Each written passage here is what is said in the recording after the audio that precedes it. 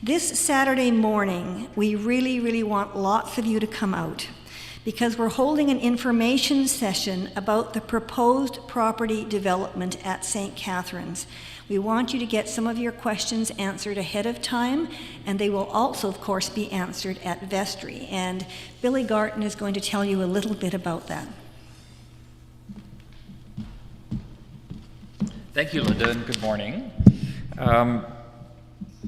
For those of you that were at vestry last year, last February, you'll remember that Parish Council sought authorization from the congregation then to move forward with a very big restoration plan that involves some sale of surplus land and investing it in the church and in our building and our facilities.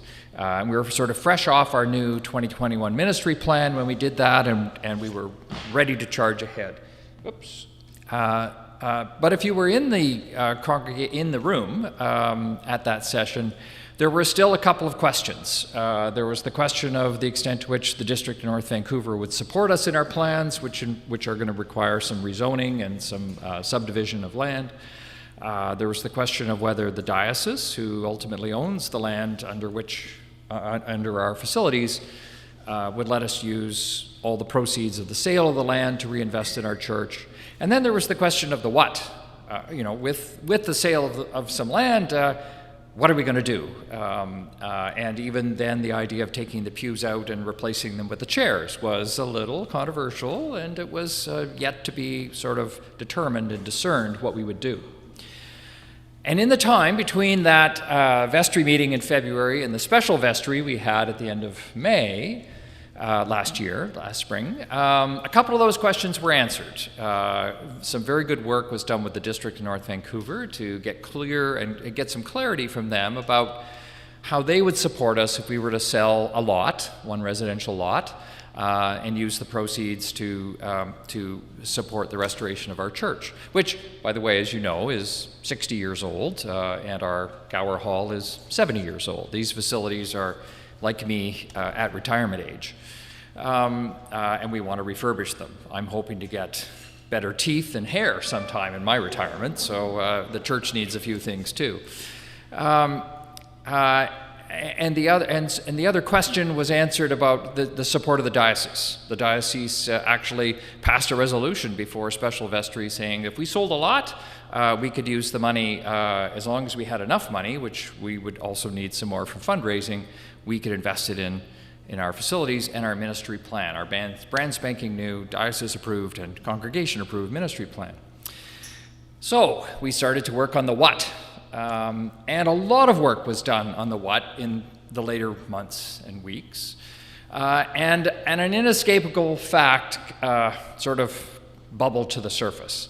And that is that if we were to sell one lot and got the district approval and the diocese approval and had those sale proceeds and some fundraising to reinvest in our facilities, that was not going to do it. For those of you who remember the Lemaire report, our Gower Hall, which dates from the 1950s, it's a 70-year-old part of the building with the gymnasium and the basement underneath it, needs a lot of work. And it would swallow up substantially all the proceeds of the sale of one lot, leaving very little for refurbishment of the rest of the church or in reinvestment in our ministry plan, or leaving nothing for that. Parish Council and a group of us thought hard about that, and we have come up with a vision for the what.